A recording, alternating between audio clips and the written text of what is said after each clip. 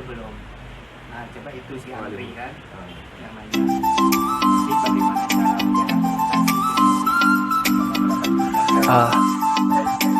Perkenalkan, kami dari Universitas Bung Hatta, kami dari Fakultas Teknologi Industri, Prodi Teknik Elektro, dan kami di sini ingin mewawancarai selaku pemilik dari Es Durian Gadinalamo tentang bagaimana usaha ini didirikan, tahun berapa didirikan, ya pokoknya tentang sekilas tentang usaha Bapak selaku pendiri Es Durian Gadinalamo.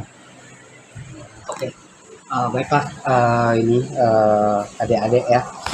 Sebagai untuk pendiri itu kan bukan dari saya, ini udah generasi ketiga. Kita dari generasi ketiga yang mana ini didirikan itu dari tahun 1960. Tahun 1960 itu didirikan sama engkong namanya Ince Sinyo. Seperti yang udah ada di sini, kita tampilkan di sini berdiri dari semenjak tahun 1960 dengan pendirinya Ince Sinyo hingga sampai saat ini udah generasi ketiga. Itu kemarin ada si Bapak dan sekarang ada lagi si koko saya kayak gitu kan. Yang mana ciri khas produk ini tuh kita nggak pernah merubahnya dari dulu, itu memang pure dari durian. Itu bahan-bahannya tuh memang premium. Durian itu kita ambil dari berbagai macam daerah karena kan ini musiman ya. Jadi nggak mungkin dari Padang aja, itu bisa kita dari Pekanbaru, dari Medan kayak gitu sampai ke Bengkulu, itu ada marketingnya untuk cari duriannya seperti itu. Oke. Nah, berarti prosesnya ini diambil dari beberapa daerah secara langsung berarti ini. Benar, ya nanti kan kita misalnya kan sekarang tuh musimnya di daerah Medan, kita stok dari Medan, nanti kita stok sampai di sini, itu kita ada juga prosesnya. Ini kan kita belinya itu yang bulat, bukan yang langsung yang udah dibuang dari kulitnya, bukan begitu. Kita memang yang bulat, nanti ada prosesnya, ada proses pembukaannya, terus juga pemisahan durian dari bijinya seperti itu.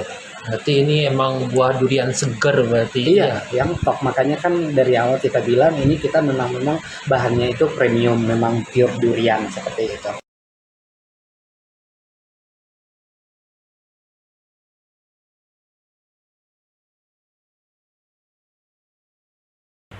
Pak, di sini kan usaha ini udah 3 generasi ya.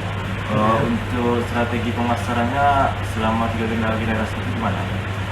Iya, kalau apa kan karena kita kan udah generasi dari 1960 itu, saya juga nggak begitu tahu, cuma saya dapat cerita itu kan kalau dulu tuh memang kan ini diciptakan itu memang dari awal coba-coba di awalnya itu si engkong ini ternyata konsumen itu tertarik gitu kan, dan akhirnya tuh berjalan dengan lancar dan maksudnya tuh disukailah sama orang-orang kayak gitu kan, dan akhirnya tuh berkembang. Kalau dulu kan nggak ada yang pakai promosi atau apa segala macam, kan nggak ada, palingan dari mulut ke mulut kayak gitu kan. Beda dengan sekarang, palingan kalau sekarang tuh kan pemasarannya tuh lewat sosmed, lewat apa, tapi tetap kalau yang durian ini tuh kan yang namanya itu rasa kan nggak bisa kita katakan, nggak bisa berbohong kayak gitu kan. Walaupun kalau bentuk bisa kita rubah, kalau rasa itu nggak bisa. Makanya itu kita sebagai durian ini kita memang menomorsatukan rasa seperti itu. Baik Pak, setelah dari perusahaan ini, kalau misalkan ada kendala di usaha ini yang diberikan gimana? Ya palingan kalau usahanya tuh kan kalau durian ini tuh lagi nggak musim nih, maksudnya kan ini musiman, jadi itu kendalanya palingan kita lebih ke mencari kayak gitu kan. Mencarinya itu dengan otomatis kalau kita jauh mencari, otomatis dari ongkos dari pengiriman tuh lebih besar kayak gitu costnya kan kayak gitu. Nah, ya paling itu kendalanya tuh kalau lagi nggak musim seperti itu. Baik Pak, saya ingin menanyakan tentang bagaimana strategi pemasaran digunakan saat ini. Kalau strategi pemasaran saat ini kita juga nggak terfokus dengan sosmed, enggak ya, karena kita kan udah punya nama.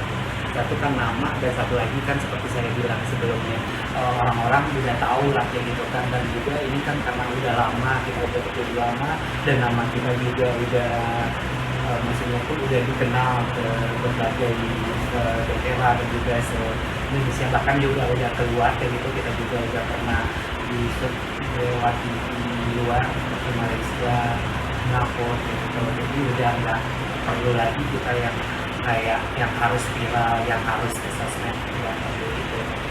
Jadi intinya tuh kita tetap mengutamakan rasa. Dan saya ini menanyakan pertanyaan selanjutnya Pak. Berapa jumlah karyawan saat ini yang ada di Iya, kalau saat ini kemarin tuh kan kita ada punya 2 tempat. Jadi karena tempat yang sebelah itu kita udah tutup, jadi kita fokuskan di sini untuk karyawan kita sekarang itu sekitar lebih kurang 6 sampai 10 orang. Baik Pak, saya ingin melanjutkan pertanyaan dari teman-teman. Apa harapan dan rencana kedepannya untuk pengembangan usaha ini? Kalau harapan otomatis ya kita paling ya ingin lebih berkembang lagi, ingin dikenal lagi, dan ya lebih maju lah seperti itu kan. Apapun bentuk usaha pasti kita inginnya seperti itu. Jadi makanya kita tetap mengutamakan rasa, mengutamakan kayak suasananya biar pelanggan lebih nyaman, lebih enak seperti itu. Palingan ya itu aja, lebih maju aja kayak gitu. Terus bagaimana tanggapan pelanggan tentang usaha ini? Apakah ada keluhan atau tentang minat? Iya, kalau untuk selama ini palingan masukan-masukan ya yang namanya usaha ya, itu nggak mungkin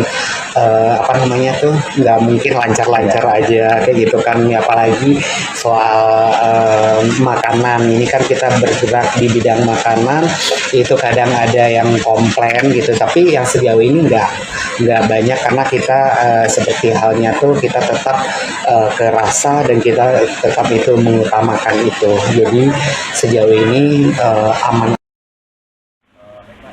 Saja banyak dari teman kami tidak ada yang salah maupun pengakuan Bapak. Mohon maaf sebelumnya. Jadi wassalamualaikum warahmatullahi wabarakatuh.